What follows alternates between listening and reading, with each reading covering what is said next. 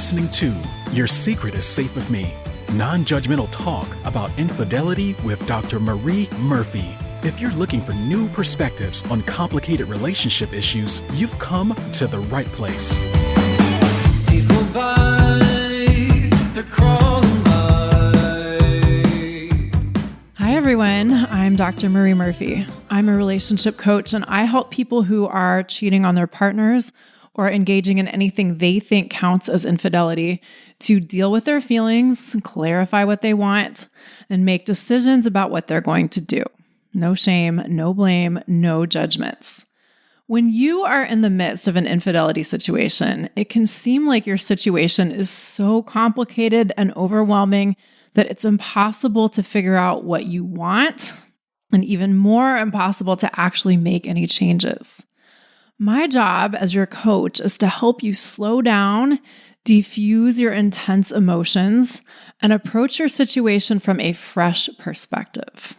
When you do these things, you gain the ability to actually begin moving forward in ways you feel great about, instead of staying stuck in patterns of either avoiding your situation entirely or getting into cycles of rumination that lead to paralysis through analysis, or a combination of both of those things, avoidance versus hyperanalysis. So when you're ready to find some relief, when you're ready to begin the process of resolving your situation in a way that's truly right for you, let's work together. The first step is to schedule an introductory coaching session with me through my website, mariemurphyphd.com. I offer confidential, compassionate coaching via Zoom, which means we can work together no matter where you're located. I can't wait to meet you.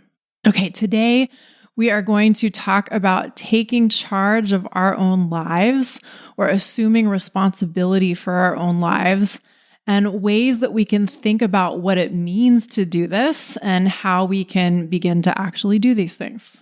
So often, we kind of go through life as if someone else is in charge.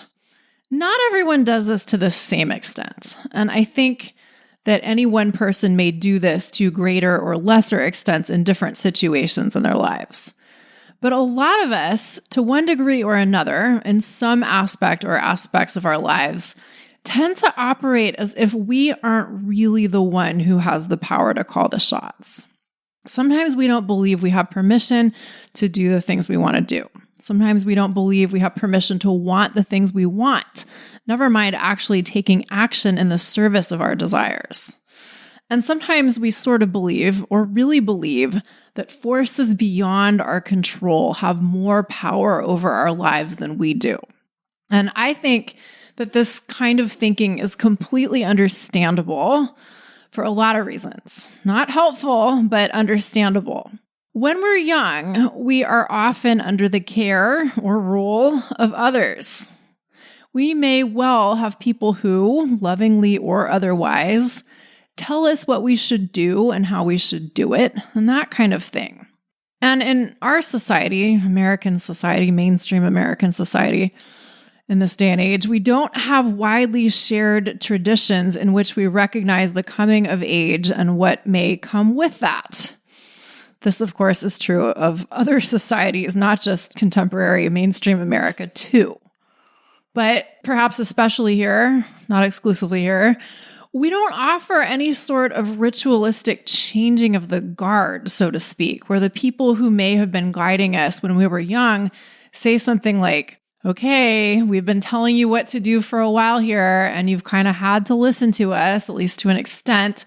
But now your job is to begin to assume responsibility for your own life. And here are some resources to help you do that.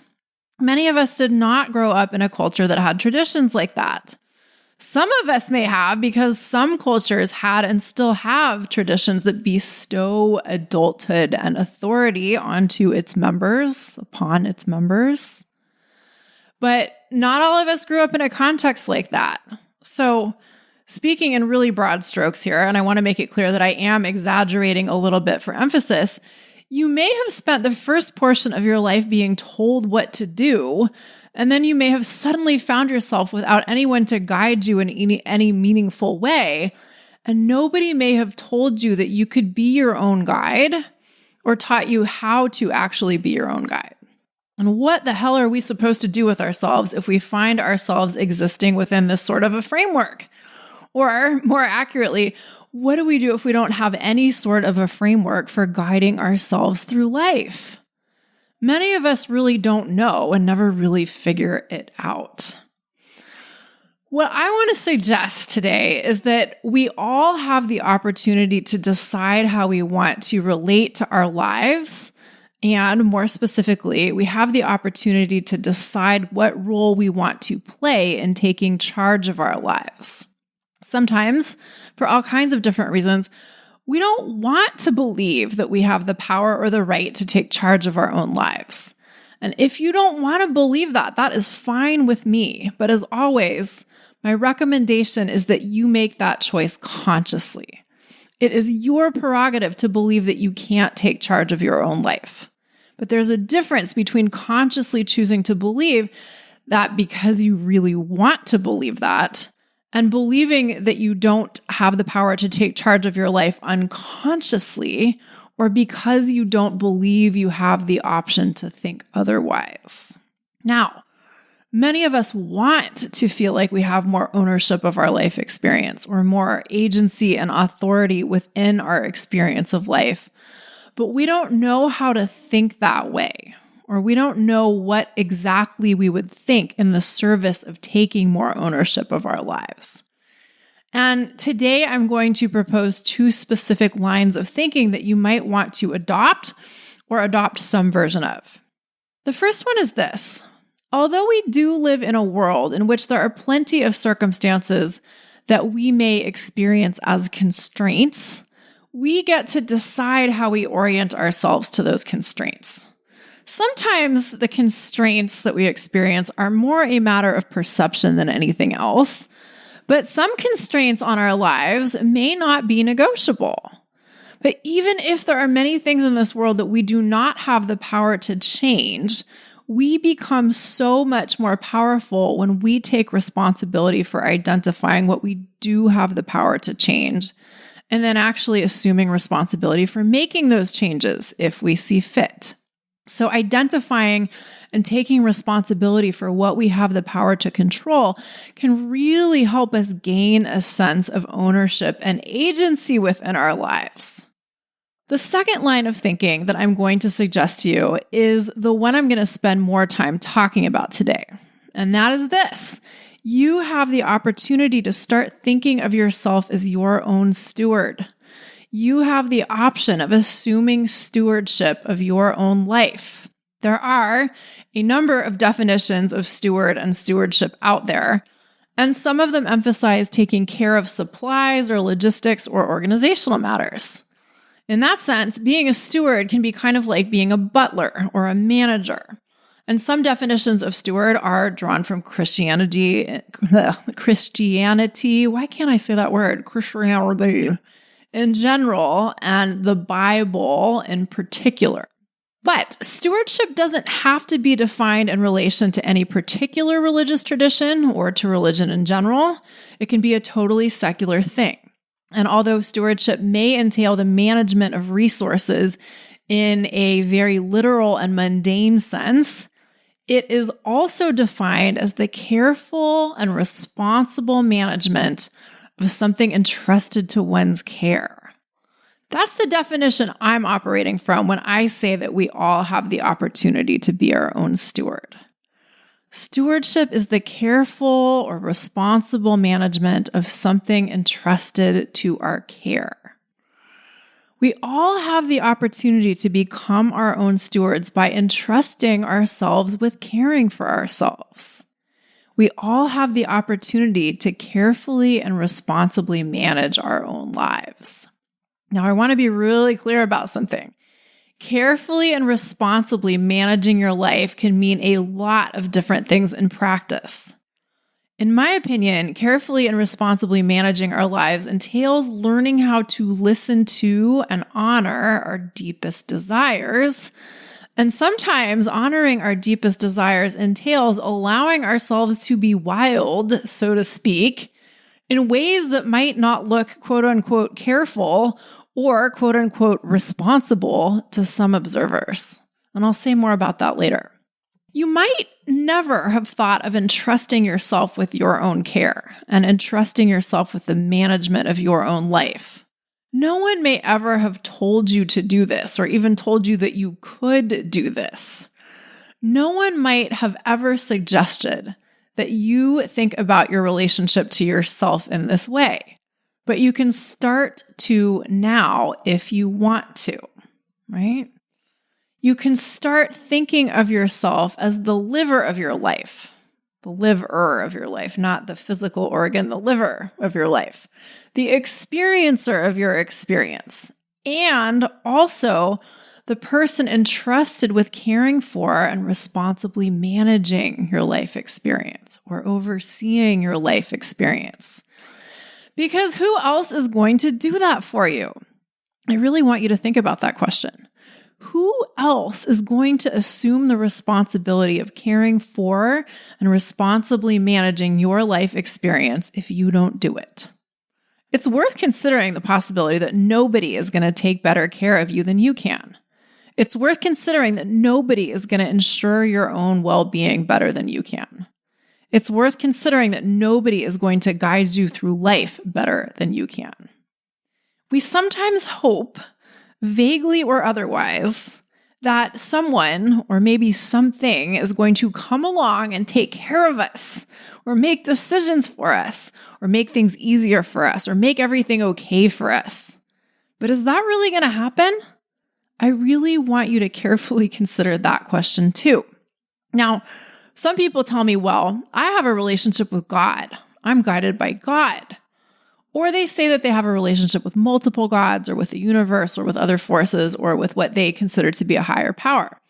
And to that I say, terrific. If you have a relationship with a god or some sort of higher power, that's great. But it's still up to you to cultivate your relationship with that entity. If you think your higher power is what guides you and takes care of you, you have to let yourself be guided and taken care of.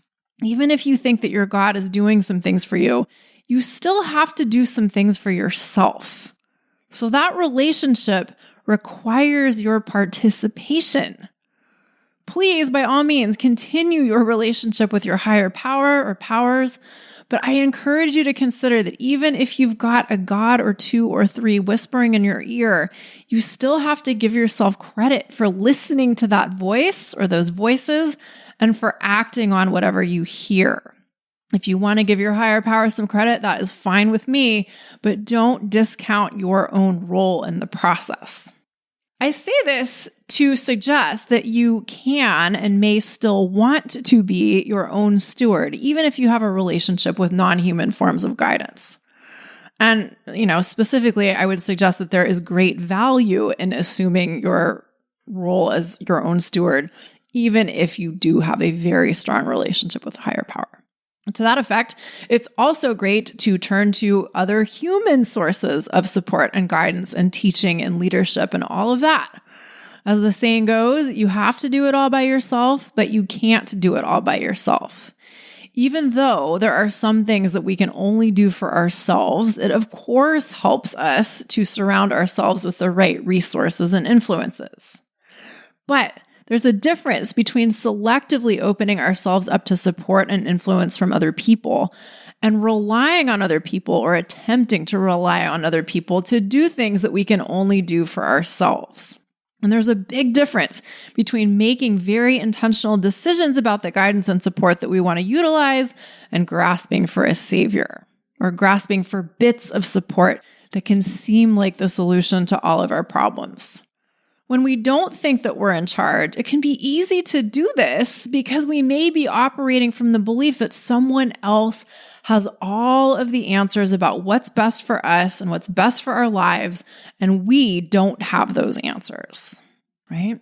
Also, very importantly, you can decide to be your own steward even if you don't have a relationship with a higher power or any human sources of guidance and support.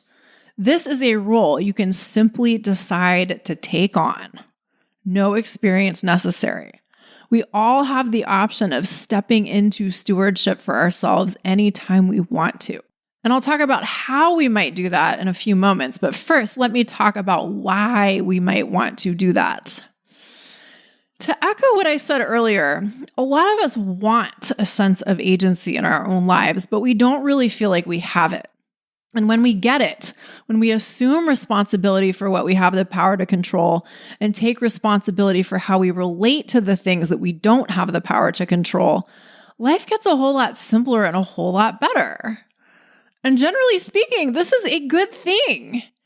And when we're talking about infidelity situations more specifically, having a sense of agency and having a sense that we are responsible for caring for our own lives can make our situations simpler to deal with.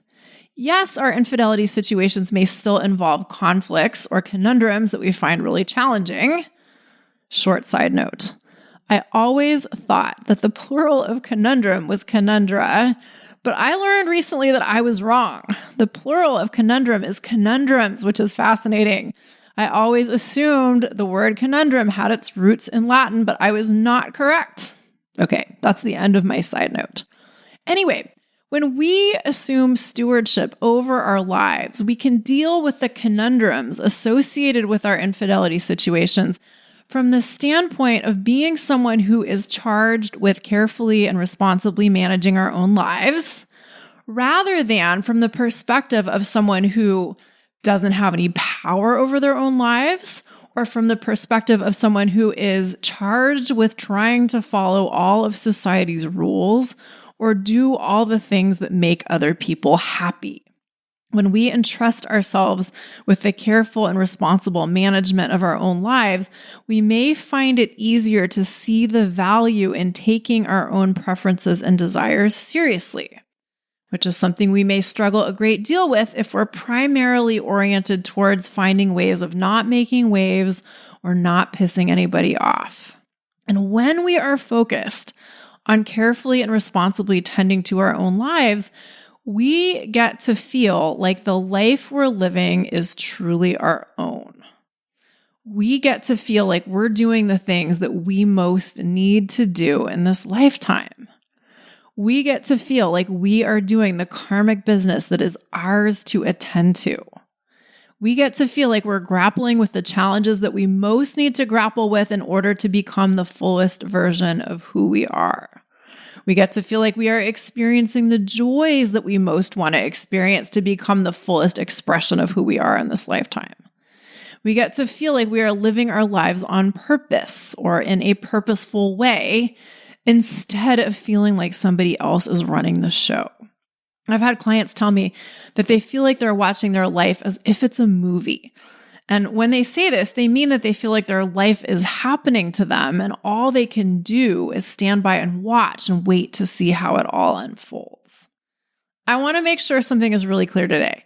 If you feel like you're watching your life unfold like it's a movie that has been predetermined by a director who isn't you, and you like that, that is fine with me. It's not my job to tell you what you should want and what you shouldn't. But I do consider it my job to tell you that if you feel like the life you're living isn't really your own, you have the right and the power to do something about that. I am going to read a poem that has been subject to many interpretations, and actually even its source has been debated. But I'm reading it now because I think it speaks so nicely to the matter of assuming stewardship of ourselves and our lives, or not doing that. It's called, I Am the Great Sun. I am the great sun, but you do not see me. I am your husband, but you turn away. I am the captive, but you do not free me. I am the captain, but you will not obey. I am the truth, but you will not believe me. I am the city where you will not stay. I am your wife, your child, but you will leave me. I am not God to whom you will not pray. I am your counsel, but you will not hear me. I am your lover whom you will betray. I am the victor, but you do not cheer me. I am the holy dove whom you will slay. I am your life, But if you will not name me, seal up your soul with tears and never blame me. Again, this poem has been subject to many interpretations. And one is that it's a reflection of our failure to recognize and receive God's love. And folks who say this are often referring to God in the very Christian conceptualization of God. There, I pronounced Christian properly this time. And if you want to interpret this poem that way, that's fine, of course. But I think another way we can receive it is as a beautiful reminder that our lives are ours to name and claim. We may not be in the habit of doing this yet, but we can, at any point in time, start to more fully inhabit our lives. We can start to take on the active role of being the steward of our own experience. And if you listen to the episode I put out fairly recently called Your One Wild and Precious Life, this is very much related to deciding what you're going to do with your one wild and precious life. I'm just talking about those themes from a slightly different angle today. You have the option right now to start assuming more responsibility for your experience of being alive instead of vaguely assuming that you don't have the power to do that, or half-consciously thinking that someone else is more in charge than you are. So how do we become our own steward? What do we actually do in order to occupy this role? Before I give you any specific recommendations, which I will, I want to suggest that stewardship is likely to always be an endeavor where we commit to figuring it out as we go. However, not everyone agrees with me on this, apparently. I actually Googled how to be a good steward as I was preparing this episode, and as it turns out, there are all kinds of prescriptive answers for how you can or should be a good steward. So, and I say this half jokingly, if you want some firm guidelines to follow beyond what I'm about to offer you, the internet has plenty of prescriptive advice in this department, which you might want to avail yourself of, or not, as the case may be. What I think we want to consider doing in the service of figuring out how to be our own steward is as follows. Number one, giving ourselves time, dedicated time and dedicated space to decide or clarify or remember what's important to us. I believe that it's important to do this throughout our lives because what's important to us can change, and that's okay.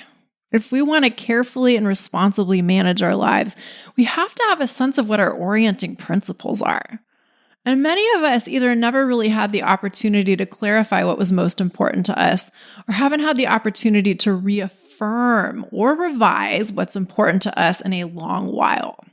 In our society, in this day and age, time and place, we tend to place a lot more emphasis on getting through the day and doing all the things than on taking time to contemplate our deepest desires and highest priorities and most cherished values. But we can choose to carve out some time and space to do that. Number two, we can begin or continue to believe in the value of ourselves and our lives. This is a big one for a lot of people. Believing in our value and worth is something that a lot of us have to learn how to do and have to encourage ourselves to do. And I would suggest that it's well worth the effort. Within the context of this discussion of stewardship, it's important to point out that it's hard to lovingly care for something that we don't really value. If we don't value ourselves, it can be really hard to believe that our lives are worthy of careful, responsible, loving management. Number three is similar to number one, but also a little different. We can give ourselves the opportunity to consider what we most want to do with our one wild and precious life. When I talk about carefully and responsibly managing our lives, I mean giving ourselves the chance to decide what is most important to us to experience in this lifetime and allowing ourselves to believe in the value of honoring our desires, right? And doing this requires a lot of care and responsible behavior. We have to responsibly attend to what is true for us, and that's a big deal. Now, it's important to mention that we get to choose how we honor our desires. Some desires we might choose not to act on at all. But there's a big difference between treating all of our desires as precious parts of ourself, no matter how wild they might seem, no matter whether we want to act on them or not, and then consciously deciding what we want to do with them or how we want to act on them. And alternatively, not even allowing ourselves to acknowledge our desires in the first place. Number 4, we can give ourselves time and space to identify what we like and what we dislike about our lives and decide what we want to do about that. This is something that a lot of people find excruciatingly difficult to do in the context of infidelity situations. But when we do the first 3 things I've mentioned, it can become a little less difficult to be honest with ourselves about what we like in our lives and what we don't like in our lives. And giving ourselves time and space to check in with ourselves about what we like or dislike about how our lives are going is essential to taking good care of ourselves. How are we going to build on what's working if we don't do this? How are we going to course correct if we can't be honest about what we don't like about our lives? If someone were taking care of us, if someone were managing us, if someone else were our steward, they would want a thorough and comprehensive assessment of our life situations too, at least hopefully. Unless they just want to dictate what we do based on their own ideas about how things should be, which of course is possible. But assuming that someone wanted a good look at our life situation in order to make decisions for us, we might do well to keep in mind that if we're going to take good care of ourselves, we need this too. We too need current information about what we like and dislike about how our lives are going. Number 5, we can continuously ask ourselves questions like, if I were taking excellent care of myself, what would I be doing right now? Now, I know that many of us have no idea what it would mean to take excellent care of ourselves. I'm fully aware that for some of us, this is a totally foreign idea. But if that's you, you don't have to let that stop you from asking yourself this question. In fact, not knowing what it would mean to take excellent care of yourself is an excellent reason to ask yourself this question over and over again. And then from there, we can answer this question for ourselves over and over again. And in doing this, in asking this question and replying to it, we learn how to take care of ourselves. We learn what it means to take excellent care of ourselves. We learn how to be our own stewards. Now, this is just a short list of things we can do to begin to assume stewardship over our own lives, or the role of steward in our own lives, or of our own lives. And one of the reasons why I'm keeping this list relatively short is because I see so many people struggling to even consider doing these kinds of things. I see and hear so many folks saying in so many words, well, if I think that my life has worth, then I might make different decisions. And then I might do things that other people wouldn't like. And I can't possibly do that. So I'd just be better off not believing that my life has any value. I'm better off not considering what I like or dislike about my life because I don't really have the power to make changes anyway. I know how easy it is to believe all that stuff or to believe similar things. And I also know how it feels to believe this kind of stuff and what kind of experiences it leads to within our lives when we believe these kinds of things. And that's important to take seriously.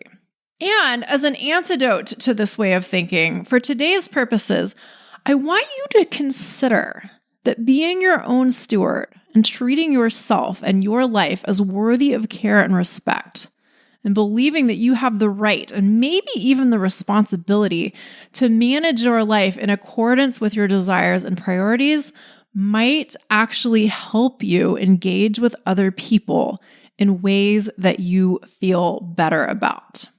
So often we think that honoring our own desires means that we're going to do things that other people won't like or that will actually harm other people, but that is not necessarily the case.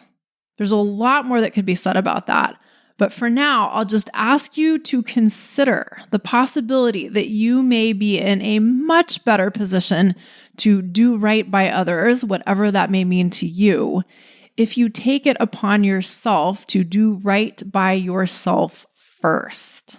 Imagine that. So please explore this idea of being your own steward and consider what it might mean to start taking excellent care of yourself at this moment in your life.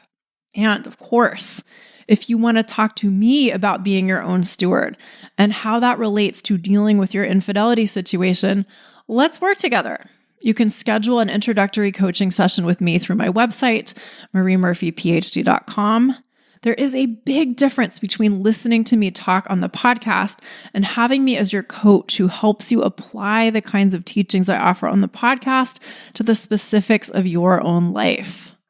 Plus, when we work together one-on-one, I teach you so much more that I teach on the podcast because I can, because it's just a totally different experience. It's a one-on-one relationship. Now, that's not to say that podcasts aren't great resources. They totally are. And I myself have benefited immeasurably from listening to other people's podcasts. But sometimes we need help applying what we learn about on a podcast to the specifics of our own lives, or putting what we hear into effective use. And that's when coaching becomes so very beneficial. So when you're ready to get to work, you know how to find me. All right, everybody, that's it for today. Thank you all so much for listening. Have a great week. Bye for now.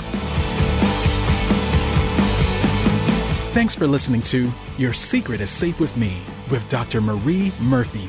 Make sure to click subscribe to get updates on our latest episodes.